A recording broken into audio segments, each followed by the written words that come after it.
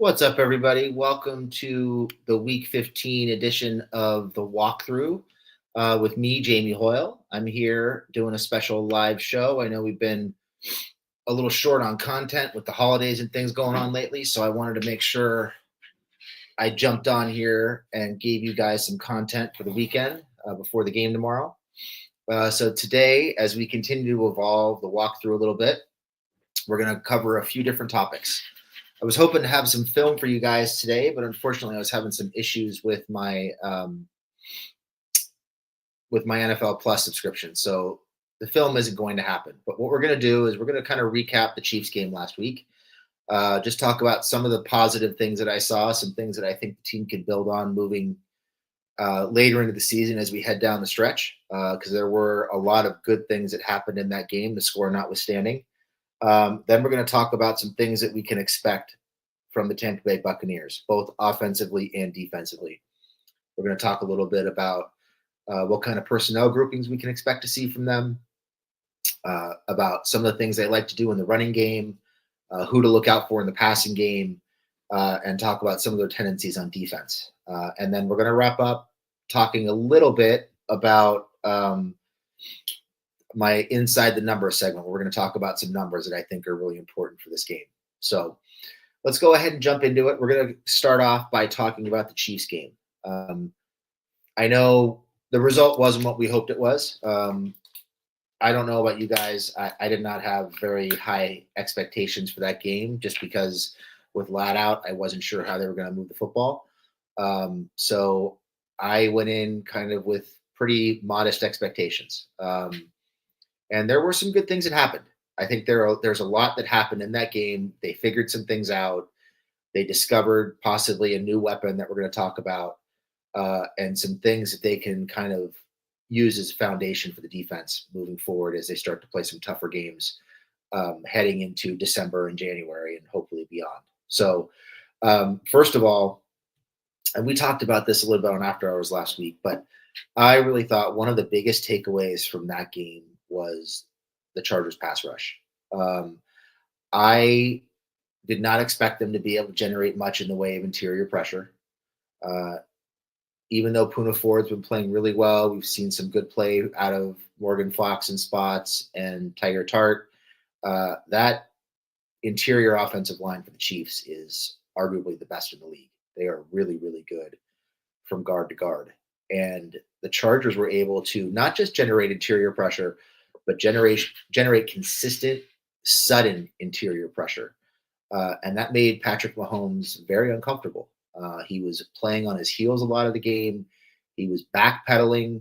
And because the edge rushers were so disciplined throughout that game, he didn't really have a lot of opportunities to run with the football. I know there were some here and there, and there was one at the end of the game that hurt them. But for the majority of the first, I would say 3.5 quarters, he was not able to escape the pocket on a consistent basis.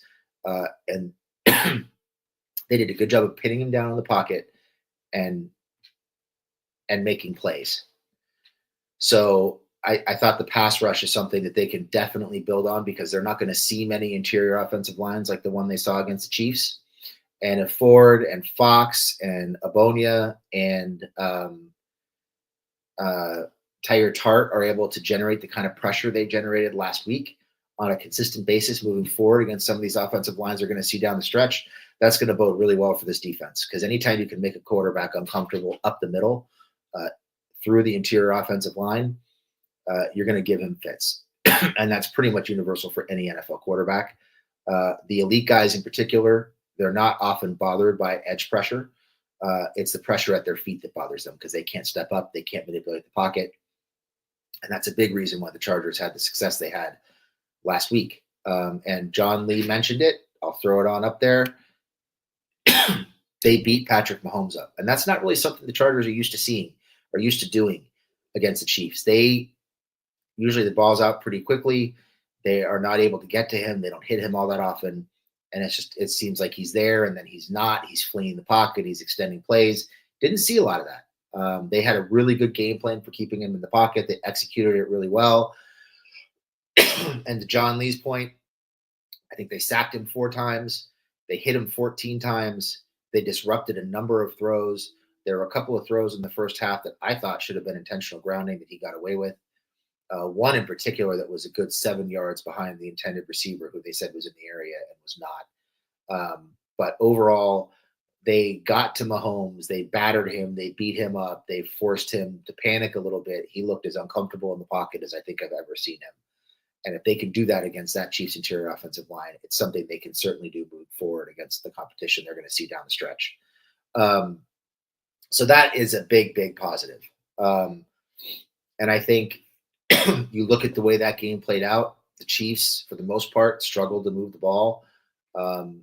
And the Chargers did a really good job of getting them off the field when they needed to.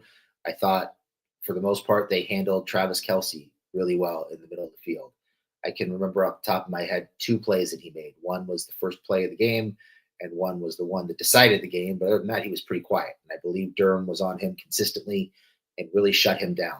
And Derwin, if I'm not mistaken, is the number 3 rated safety by PFF over like the last 4 or 5 weeks in the league. And he's number 12 overall for the season. So he's having a bit of a resurgence thanks to Jesse Minter simplifying things.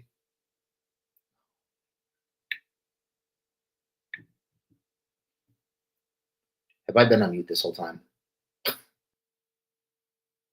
Can you guys hear me?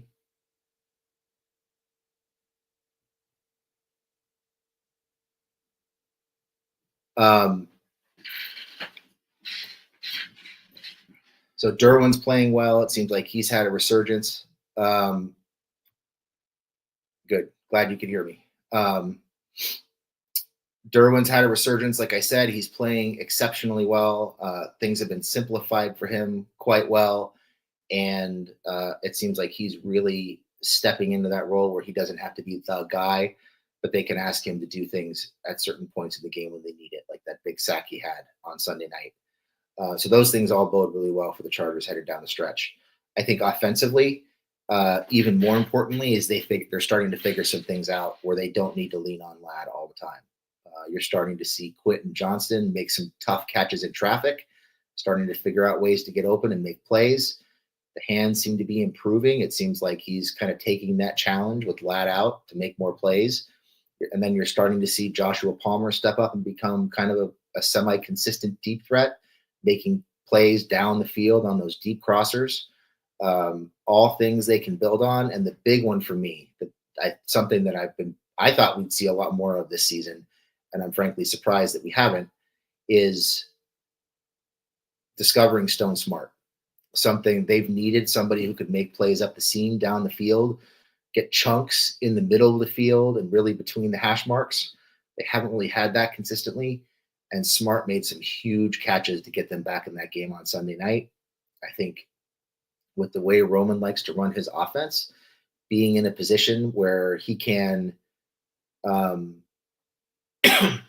get Smart open over the middle of the field, deep overs, seam routes, things like that. It's just another added weapon to take some pressure off of Ladd, and it makes him a little bit more multifaceted in the passing game, which is something they've been needing really all season. So those are things that I think went really well. I think the Chargers played one of their better games against the Chiefs. They really, in my opinion, I think they should have won that game. They just couldn't get enough going offensively in the first half to do what they needed to do to win it. But thankfully, they showed some heart. They fought back, and they gave themselves a chance. And they keep getting a little bit closer. And they're doing that with a roster that really, outside of a few star players at the top of the roster isn't really that great. They don't have a ton of depth. They're still building that roster out. So to do that with the talent they have, I think is pretty impressive. Not that we're looking for, moral victories. That's not what we're here for. We're here to win games, but they're building towards things. I think Smart could be an important weapon for them. All right. So let's talk a little bit about the Bucs. Got to watch some tape on them today, and a couple things stood out with them. One is I love the way they run the football. I really, really love the way they run the football. They're multiple in the way that they run the football. This offense is built primarily around 11 personnel. You'll see some 12 personnel. You will see some a little bit of 21. You'll see some 13. They do a good job in obvious running downs of getting some jumbo formations in there, getting some unbalanced lines to look like they're going to run and passing out of that. Pretty creative, but the way they run the football to me is really what defines them as an offense. It's actually really fun to watch. It's creative. They do a good job of using pre-snap motion to create lead blockers. You'll see a lot of Cade Otton motioning from one side of the line to the left or to the other, and in a lot of cases, the side that he's motioning to is the side they're going to run to. And if he and Payne Durham, their backup tight end, are on the field together, they are more than likely going to run the ball. I think there's somewhere in the neighborhood of like 55 or 60% running plays out of 12 personnel. And what you get is a lot of times Otton will motion to the side they're going to run to act as the lead blocker, and then they'll pull Durham to act as the kick-out blocker on a trap. They do that really well. It actually reminds me a lot of how the Ravens used to run the ball, where they'll pull their left guard and their right guard quite a bit, or their left tackle and left guard, quite a bit. Get them moving across the formation, use them as lead blockers, get them to the second level. They kind of create havoc. They create chaos at the line of scrimmage by getting a ton of bodies in a small area and then just letting their running back pick their way through. And they've got two pretty talented backs. Rachaad White is a very talented back. He's they don't really have what I would call a power back per se, but if you were going to name one of their guys as a power back, it would be Rachaad White. And he is a guy who his vision's okay. He's able to kind of slip and slide through holes, kind of wiggle through holes. He's got pretty good burst, catches the ball well out of the backfield, solid weapon. But they really, really like to get him going behind, pulling tight ends, pulling guards, pulling tackles. They like to run right quite a bit. A lot of their success is running right with the left side of the line pulling. So that's something to look out for. But you see some inside zone, some outside zone. You'll see some power, some gap, and some traps. Really getting some double teams up front and getting those pulling linemen out in front to create space at the second level. So that's what you can expect from them in the running game. In the passing game, obviously the go-to guy for Baker Mayfield right now is Mike Evans. He's back. He's basically playing on two bad hamstrings. He's been banged up all season. Not really the speed threat that he used to be, but still a big body guy who can make plays across the middle of the field and help stretch the field a little bit. So he's the primary weapon. And then their tight end, Cade Otton, is having a really nice year. I think he's somewhere around like 55 catches. They like to look for him on fades and other routes in the red zone. So that's something to look forward to. They'll give you kind of a run look, and they'll go play action and leak him out and try to get he and Mike Evans one-on-one matchups in the red zone. And that's, they have some guys that are kind of developing into weapons. Sterling Shepard, the former Oklahoma receiver, drafted by the Giants, I think 9 or 10 years ago. He's a guy who's shown up. They like to throw screens to him.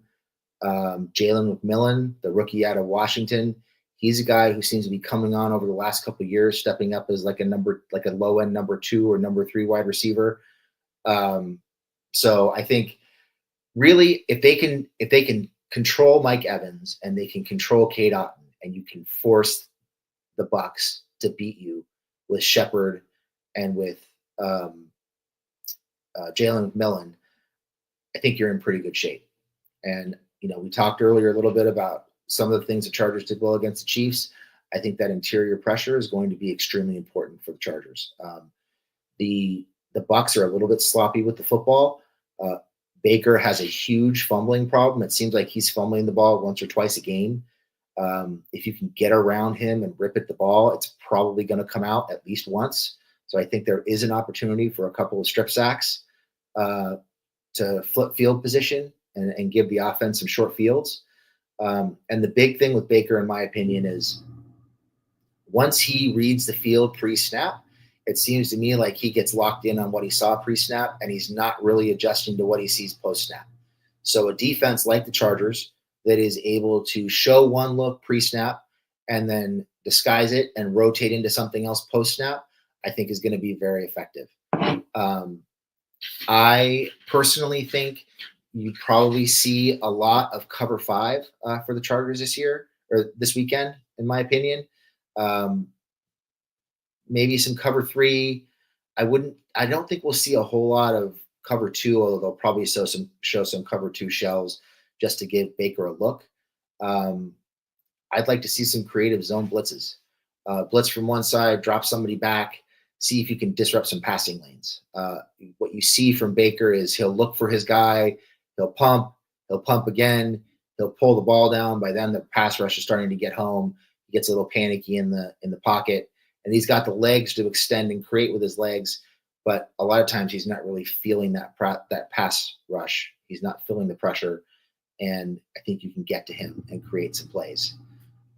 So I think there's an opportunity to not just sack Baker Mayfield, because he's getting sacked, it seems like 3 or 4 times a game almost every week, but to get to him and get the ball loose and create some turnovers and some short fields for the offense. Um, so that's kind of an overview of the of the Bucs offense. I think it matches up pretty well with the Chargers. I think the Chargers are in a position here where they match up well with the Bucs skill players. They should be able to stop the Bucs running game. I think it's diverse, it's creative, it's pretty effective, but they don't really have anybody who I would classify as a power back. That in that kind of James Conner mold or that Derrick Henry mold that just wears you down play by play and builds up a head of steam. That's not really how they run the ball. Both their backs, both Rashad White and Bucky Irving, are kind of more slashers, in my opinion. So I think they'll be able to handle those guys. I like the Chargers' interior offensive or defensive line against the Bucs' interior offensive line. I think there are going to be some opportunities for the Chargers to create pressure off the right side against the Bucs' right guard and right tackle in particular. So there's some opportunities to look for there. The Bucs' defense is pretty much, it's kind of what you see, what you get situation. The Bucs' defense is a 3-4 defense. 3 down linemen, 4 linebackers. Their interior defensive line is really, really good. When they have Vita Vea and Kalijah Cansey and Logan Hall all on the line together at the same time, those guys are extremely disruptive. And that's probably the one matchup in this game that worries me the most is the Chargers' interior offensive line. Stop me if you've heard this before. Chargers' interior offensive line blocking against a very talented and disruptive interior defensive line for the Bucs. They have several guys who can make plays against the run. Hall, Vea, and Cansey are all guys who are capable of making plays against the pass. I think, just from watching tape, it seems like most teams are really focused when Cansey and their outside linebacker, Yaya Diaby, are on the same side of the line. Teams will often try to run at them because Cansey's really aggressive in trying to get upfield. And it seems like teams have success running at those two in particular when they're on the field together on the same side of the line. So that's something I would look out for. I think the Chargers might struggle running the ball inside a little bit, but I think there are opportunities to get Kamani Vidal out on the edges and possibly even get Gus out on the edges a little bit and create some plays out on the edge of the defense. From a coverage standpoint, the Bucs are very banged up right now. Their 2 starting safeties, Antoine Winfield and Mike Edwards, are both hurt. Neither one is going to play. They're both out today. So they're down to their backup safeties, which is a big help. Their corners, their primary 3 corners, are all playing pretty good football. I think from a matchup standpoint, the Chargers should be able to find passing lanes and find opportunities down the field against this safety group. The Bucs coverage, they show a lot of cover 3. They'll show some cover 2. They won't usually stay in it. They play a lot of cover 1. You'll see some cover 0, some cover 3 match.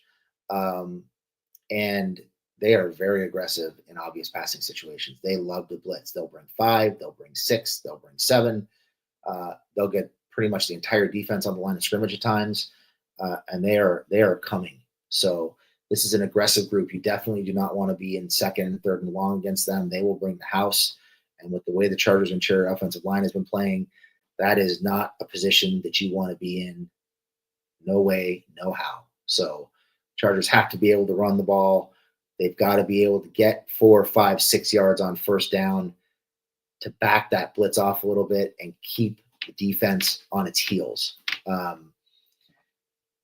In terms of ways to attack this defense, they play a lot of man-to-man. I don't think they don't have what I would call a standout elite corner, in my opinion. Jamel Dean is really good, but I don't think they have really anybody who's super elite. So I think, we talked about this last week with the Chiefs. There are ways to beat man coverage. You can beat them with misdirection. You can beat them with pre-snap motion, spreading them out.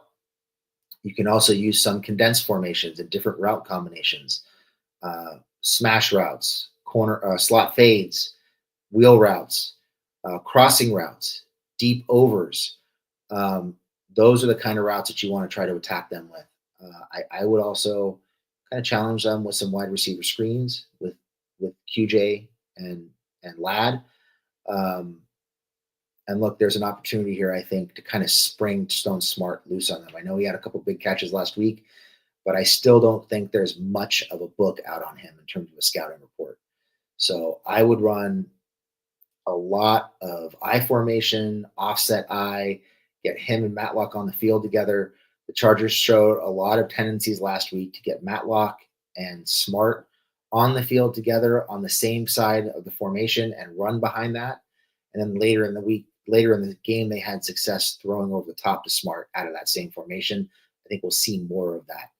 Posts, corners, seam routes, just things kind of designed to attack them in the deep and intermediate parts of the field. I think there will be opportunities to do that with their safeties being out. So that's kind of your scouting report on the Bucs. I think in terms of the Chargers defense, I'd like to see them really focus on taking Mike Evans away. I think from a matchup standpoint, I'm perfectly fine with Cam Hart playing a lot of man on Mike Evans. I would take a shot at some bracket coverage, maybe have Marcus May help bracket him, maybe have Derwin help bracket him at times, and Bolden. Just give them different looks, different feels. Make him earn his way down the field. Make him get open. Don't give him space. And then when Derwin's not bracketing Mike Evans, I think he should be on KDOT and just erase him. As Alfredo said, and I mentioned this, Baker will turn the ball over. He's very loose with the football. The way he moves around with the ball in the pocket, he kind of carries the ball like a loaf of bread, kind of dangling down by his side. He's kind of reckless with it. If something isn't there right away, he'll stare it down, pump, and sometimes he'll still throw it. There's at least 2 or 3 throws in every game that he makes where you kind of want to scratch your head and say, what the fuck was that? It's just he's trying too hard to make plays that aren't there, and he will put the ball at risk. So I think there are opportunities for strip sacks, and I think there are probably opportunities for at least one interception if the secondary is on its toes.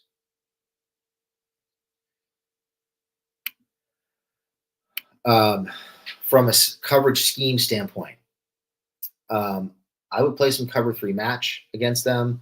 I think you could see some cover 5 against them. Kind of man outside, flood the middle of the field with zone coverage, and make Baker find the openings. And I think you'll have a good opportunity to force some turnovers there. So let's talk a little bit about the inside the numbers. This is something I started doing a few weeks ago. Unfortunately, the last 2 weeks I haven't been able to do it, so I wanted to get back to it this week. I have 5 numbers that I think are critical for the Chargers this week. The first number is 55, and I think this goes for both sides. So for me, 55 is really important. I think the The Chargers offense needs to run more than 55 plays. And ideally, I think you want to keep the Bucs off the field with fewer than 55 plays. Um, keep that defense on the field. The defense is really banged up, particularly in the back end. I think they're going to be matchups that they can create for their skill players to create plays, but you want to create chunks. Pick up 5, 6, 7 yards at a time. Take a couple deep shots. Push the ball down the field. Keep that defense on the field. Make them bring some guys on the field they don't want out there, and challenge them. Really make those young guys who were coming in the game because of injuries, make them step up and make plays. The next one for me is 2, and this is a defensive number for me. There is no reason whatsoever that this defense should not be able to force at least 2 turnovers against the Bucs. Like I mentioned, they should be able to get to Baker Mayfield. I think they should be able to get to him with interior pressure and force some mistakes. If they come away with at least 1 sack fumble and at least 1 interception, this offense is going to be in great shape and they're going to be in really good position. So for me, you got to win the turnover battle. You got to come away at least +2 in turnovers in order to win this game.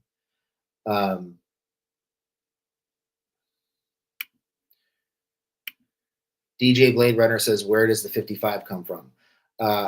Basically, what I did was I went back through previous box scores for both the Chargers and for the Bucs, and I looked at where they are in terms of average numbers of plays run in wins and losses. And right now, the Chargers are really, really having a hard time keeping the offense on the field. They've had a lot of games lately where they're averaging like 45 to 50 plays a game, and the opposition is 60, 65, 70 plays. And they've won some of those games, but as I said, that's not a sustainable formula.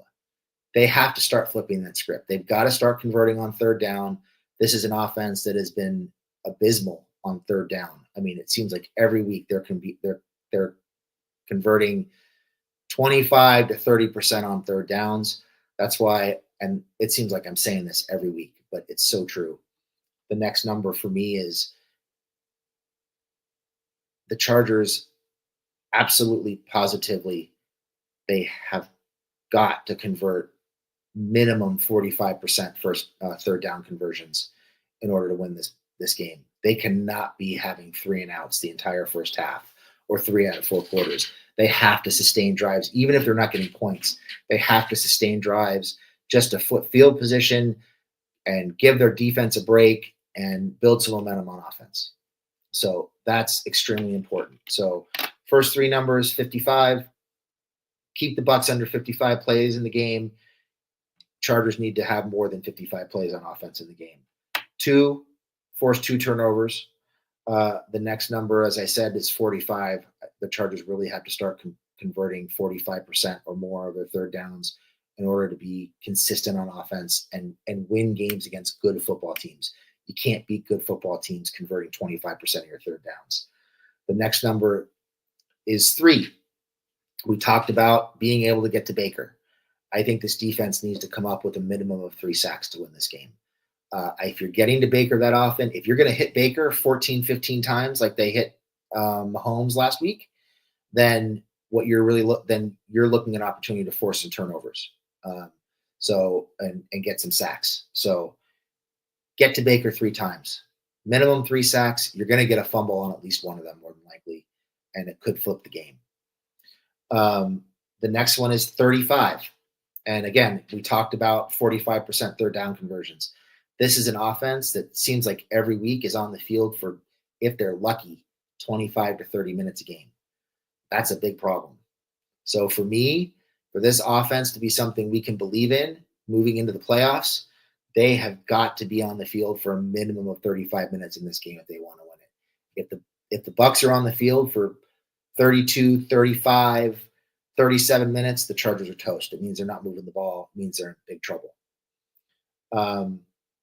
And the last number is 27. You look through the box scores. The Bucs are typically somewhere in the neighborhood of 20 to 24 points a game. I think the Chargers have to put at least 27 points on the board in order to win this game. And again, that's going to mean time of possession.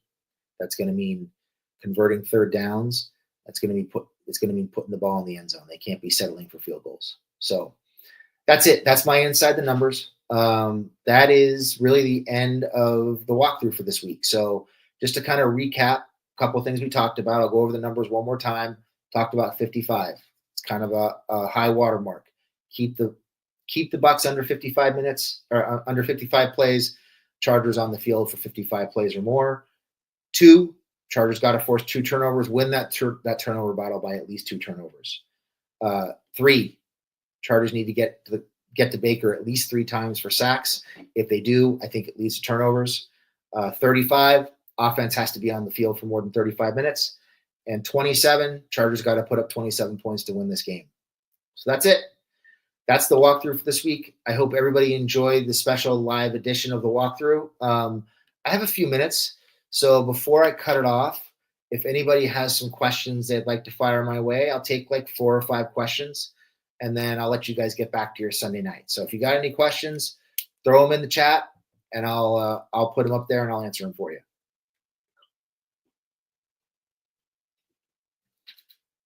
Any questions?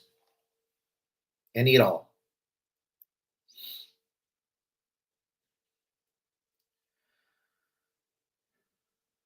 While we're waiting for questions, if anybody wants to throw in a prediction, go ahead and give me a prediction. Give me a winner and a score. Throw those in there, and I'll read those off too.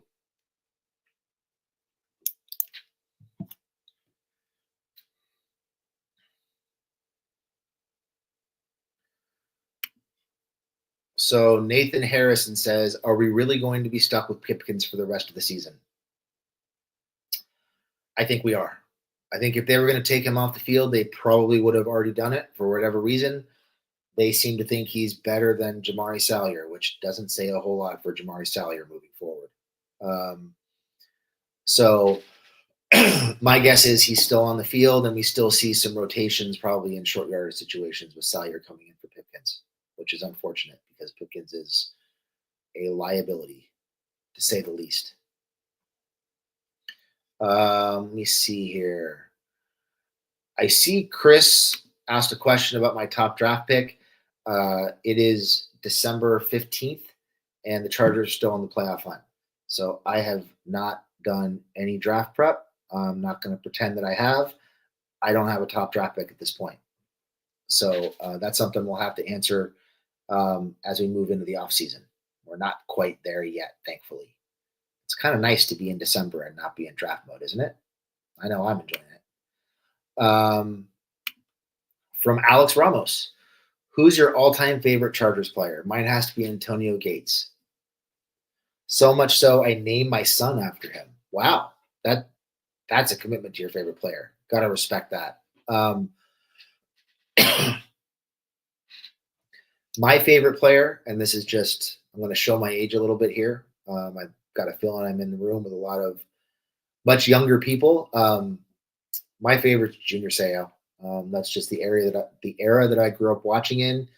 Local San Diego boy, makes good, becomes a star. The man completely changed how the linebacker position was played. He was absolutely amazing. And if you didn't grow up watching him, if you're not familiar with him, go throw some Junior Seau tape on. You will not regret it. I think Junior is one of the rare inside linebackers who, in my opinion, could have been successful as an edge rusher in his time, or he could have been a Hall of Fame as an edge rusher or a middle linebacker. He was just so good, so explosive. He could cover so much ground, and the instincts. It was like he knew what the opposing offenses were doing so often. So, yeah, Junior's my guy. He's what made me a Charger fan as a young kid. Let's see.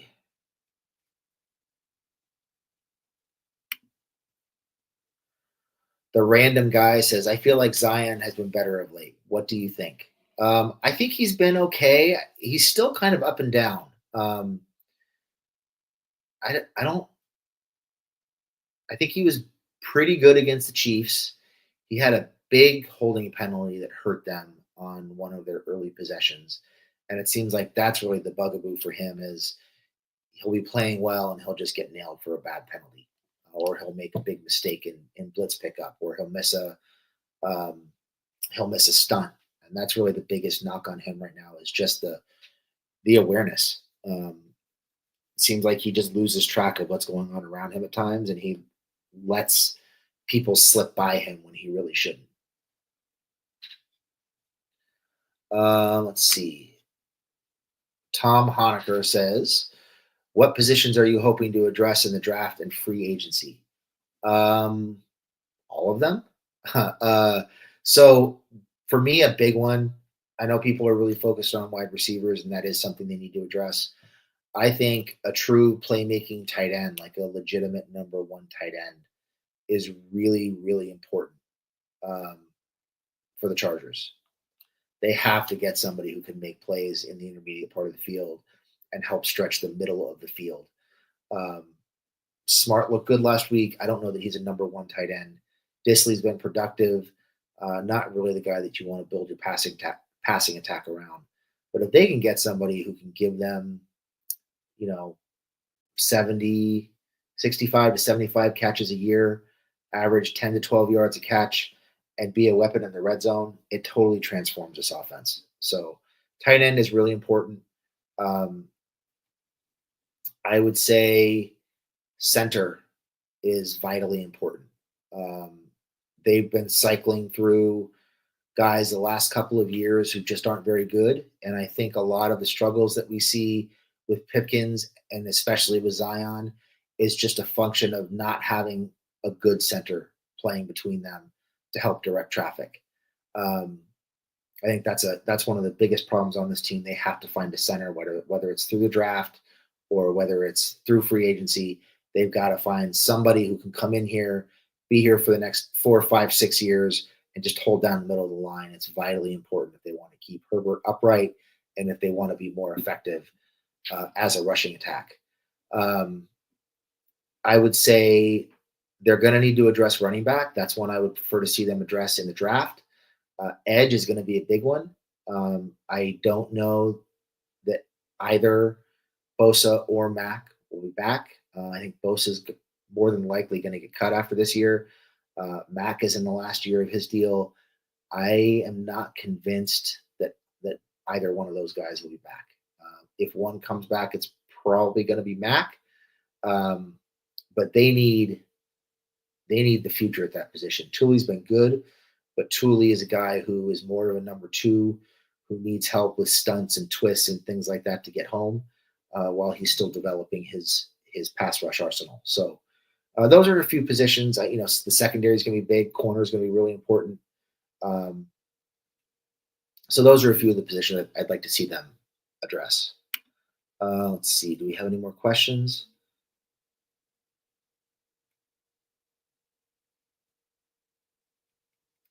Looks like that's pretty much it for the questions. So, all right, everybody, that is it for questions, and that is it for the walkthrough. So, thank you all for joining. Just a quick plug. Please make sure that you like, subscribe, follow, all that good stuff on Twitter, on YouTube, anywhere you can find us. If you're interested in joining the Discord, we encourage you to do that. It's a great community. You can find the link for that up on our homepage on Twitter. Um, let's hope for a Chargers win tomorrow. Let's hope this team finishes out what looks like a playoff run and gives us something to cheer for. So, there's a good question. I'm going to answer that one. It just popped up. How far is ASU going in the CFP? So I know they are the number 5 seed, which honestly surprised me. I did not think they would wind up with the 5 seed. Definitely a pleasant surprise. Let me see here. I'm going to pull up the bracket.